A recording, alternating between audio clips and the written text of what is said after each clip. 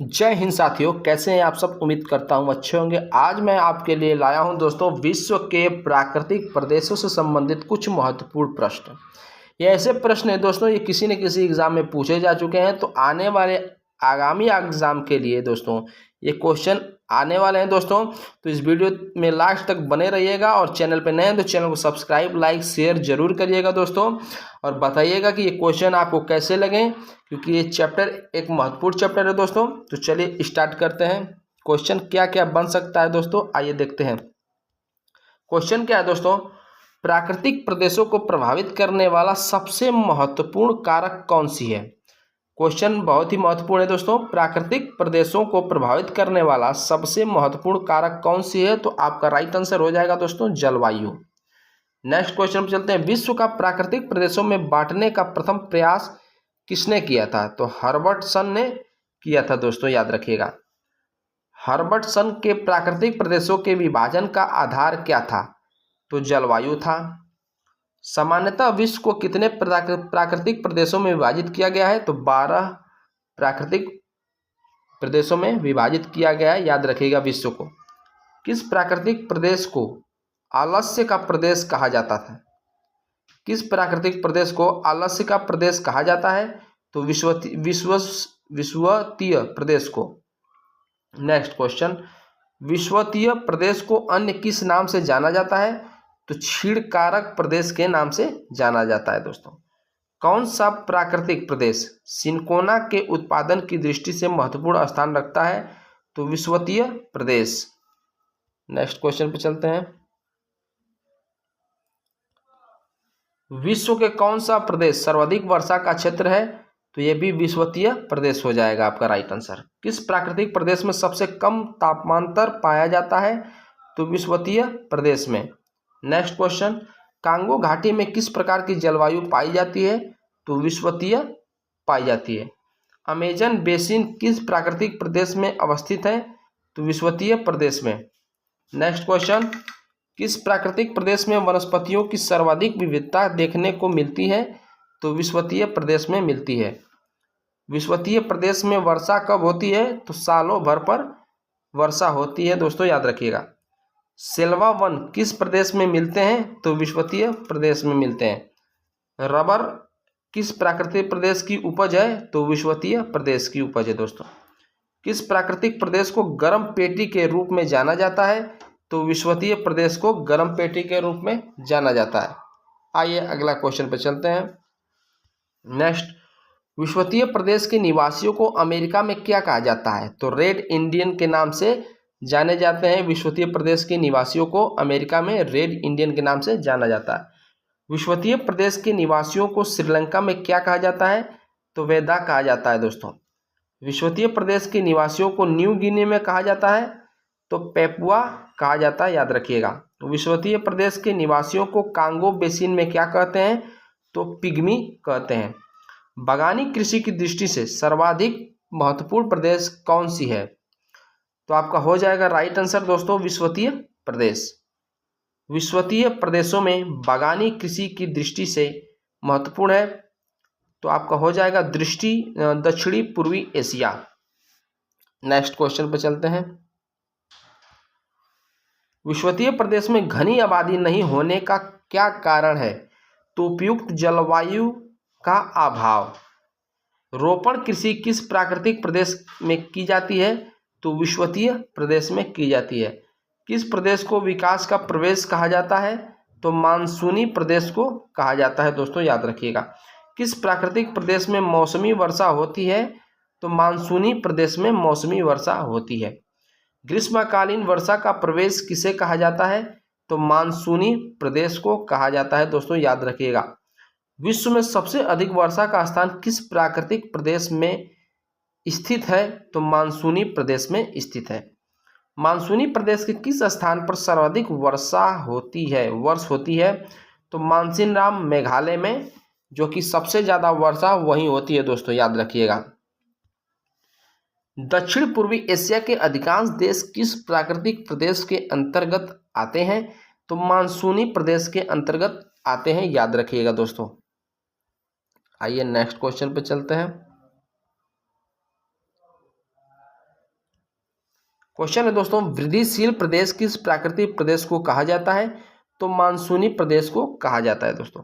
Koppen के अपने जलवायु वर्गीकरण में मानसूनी जलवायु को किस संकेत के माध्यम से प्रस्तुत किया है? तो एम। किस जलवायु की उत्पत्ति अस्थायी हवाओं के स्थानांतरण के कारण होती है? तो मानसूनी हो जाएगा राइट आंसर। मानसूनी प्रदेश के अधिकांश निवासियों के जीवन का मुख्य आधार क्या है? कृषि हो जाएगा। उष्ण मानसूनी प्रदेश का सर्वाधिक विस्तार किस महाद्वीप में है? तो एशिया महाद्वीप में स्थित है, याद रखिएगा दोस्तों। नेक्स्ट क्वेश्चन, उष्ण मानसूनी प्रदेश का विस्तार है दोनों गोलार्धों में 5 डिग्री से -30 डिग्री अक्षांशों के मध्य। मानसूनी प्रदेशों में सर्वाधिक वर्षा कहाँ होती है? तो पूर्वोत्तर भारत में होती है दोस्तों। विश्व में सर्वाधिक वर्षा का स्थान मानसीराम किस प्राकृतिक प्रदेश में स्थित है? तो मानसूनी प्रदेश में स्थित है, याद रखिएगा इसको भी। सागवान एवं सखुआ किस प्राकृतिक प्रदेश में पाए जाते हैं? तो मानसूनी प्रदेश में पाए जाते हैं दोस्तों। ऋतु के अनुसार पवन की दिशा में परिवर्तन किस प्राकृतिक प्रदेश की विशेषता है? तो मानसूनी प्रदेश की विशेषता है। वर्षा की अनिश्चितता ने किस प्राकृतिक प्रदेश के मानव को भाग्यवादी बना दिया? तो मानसूनी प्रदेश। भूमध्य सागरीय प्रदेश को कहा जाता है तो उद्यमशील प्रदेश कहा जाता है दोस्तों, याद रखिएगा।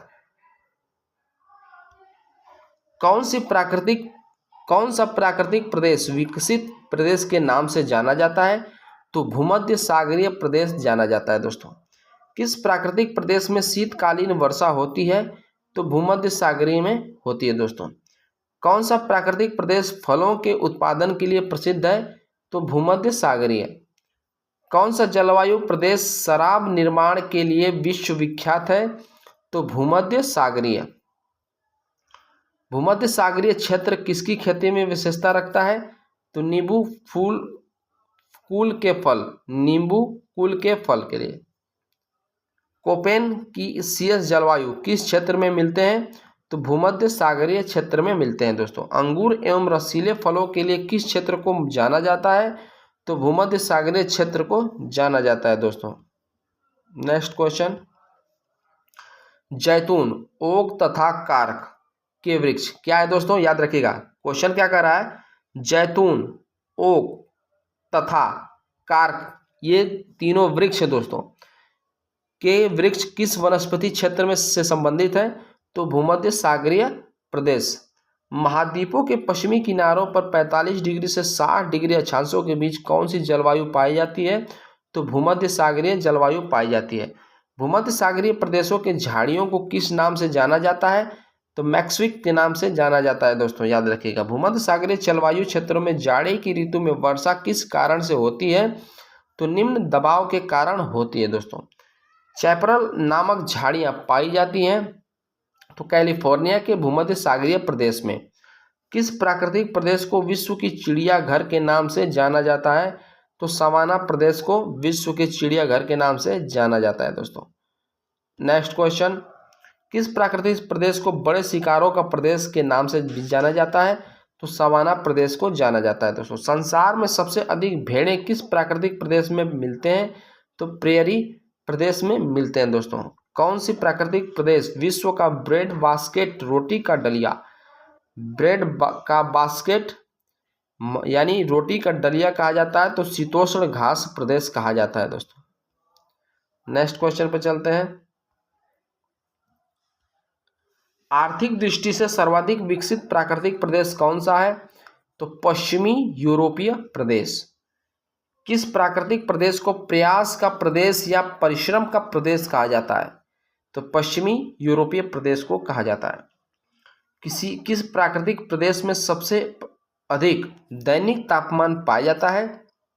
तो उष्ण मरुस्थलीय प्रदेश में। विश्व की सबसे गर्म प्रदेश किस प्राकृतिक प्रदेश में स्थित है? तो सहारा तुल्य प्रदेश में। नेक्स्ट क्वेश्चन पे चलते हैं।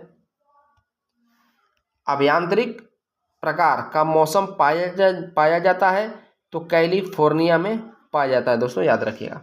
मृत घाटी कहाँ स्थित है? तो कैलिफोर्निया में स्थित है। इंपॉर्टेंट क्वेश्चन है दोस्तों। मृत घाटी कैलिफोर्निया में। अल अजीजिया स्थित है तो सहारा मरुस्थल, सहारा मरुस्थल कहाँ है दोस्तों? सहारा मरुस्थल पड़ जाएगा आपका दोस्तों उत्तरी अफ्रीका में पड़ेगा दोस्तों। विश्व का सबसे बड़ा मरुस्थल है सहारा मरुस्थल, जो कि उत्तरी अफ्रीका में पाया जाता है दोस्तों, याद रखिएगा। सहारा प्रदेश में प्रातः काल चलने वाली तीव्र आंधी को क्या कहा जाता है? तो धूल दानव कहा जाता है। यह भी क्वेश्चन बहुत बार आ चुका है। किस प्रदेश को सतत कठिनाइयां का प्रदेश कहा जाता है? तो उष्ण मरुस्थल प्रदेश को कहा जाता है। नेक्स्ट क्वेश्चन पर चलते हैं। किस प्राकृतिक प्रदेश में विश्व का सबसे बड़ा मरुस्थल स्थित है? तो उष्ण मरुस्थलीय प्रदेश में बुशमैन वद्दू जनजाति पाई जाती है, तो उष्ण मरुस्थल प्रदेश में पाई जाती है। कौन सा प्राकृतिक प्रदेश केवल उत्तरी गोलार्ध में पाया जाता है? तो टैगा प्रदेश। शंकुधारी या कोटधारी वन किस प्राकृतिक प्रदेश में मिलते हैं? तो टैंगा प्रदेश में मिलते हैं दोस्तों। नेक्स्ट क्वेश्चन पर चलते हैं। किस प्रदेश के वृक्षों की पत्तियां नुकीली और लकड़ियां मुलायम होती हैं? तो टैंगा प्रदेश। विश्व में किस प्राकृतिक प्रदेश में सर्वाधिक वार्षिक तापांतर पाया जाता है? तो टैंगा प्रदेश में पाया जाता है। किस प्राकृतिक प्रदेश में सावनिक वर्षा होती है? तो टैंगा प्रदेश में होती है। किस प्राकृतिक प्रदेश में वनस्पतियों के नाम पर केवल काई या फफूंदी पाई जाती है? तो टुंड्रा प्रदेश में। एस्किमो किस प्राकृतिक प्रदेश के निवासी हैं? तो टुंड्रा प्रदेश के निवासी है। किस प्राकृतिक प्रदेश में गर्मी के ऋतु में सूर्य कभी अस्त नहीं होता है? तो टुंड्रा प्रदेश में। Next question. किस प्राकृतिक प्रदेश को शीत मरुस्थल कहा जाता है? तो टुंड्रा प्रदेश को कहा जाता है दोस्तों। उत्तरी अमेरिका तथा उत्तरी यूरेशिया के आर्कटिक वृत्त क्षेत्र में पड़ने वाले वृक्षहीन मैदान को क्या कहा जाता है? तो टुंड्रा कहा जाता है दोस्तों। कौन से प्राकृतिक प्रदेश सालों भर हिमाच्छादित रहता है? तो टुंड्रा प्रदेश रहता है दोस्तों। पेंगुइन पक्षी किस प्रदेश में पाए जाते हैं? तो टुंड्रा प्रदेश में पाए जाते हैं दोस्तों। वीडियो आपको अच्छा लगे दोस्तों तो लाइक और सब्सक्राइब जरूर करिएगा। आपका बहुत बहुत धन्यवाद।